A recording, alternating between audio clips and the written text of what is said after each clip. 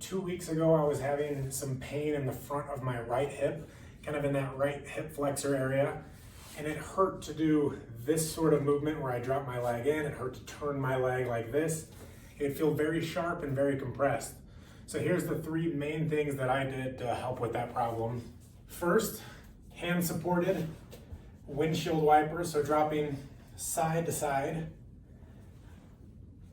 This windshield wiper movement, it gets that rotation, it gets you moving through that painful range, but in a very supportive way where you're not having to guard and hold tension through those muscles.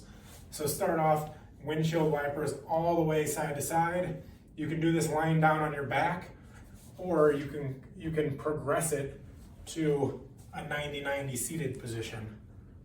But that was the first thing I did to start getting movement there. Yes.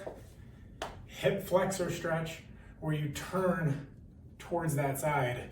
So go draw core in, tuck under, feel the stretch here.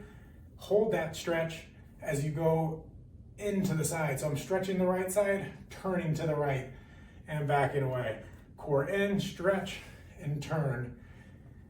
This starts building hip internal rotation or working on the motion in the hip while giving it under stretch and adding some body twist with it.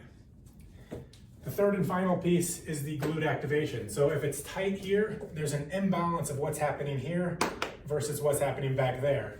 So what I would do is work on your glute activation, making sure that you can fire here to push back up. Drop down into that position. So I go into a split stance, turn my body towards that side. So I'm loading there, not feeling the pressure in the front. Squeeze to push back up. The glute and the hamstring are lengthening out and then tightening to come back up. Again, drop into it and push. You can work on that last movement, that hip drive or the glute activation.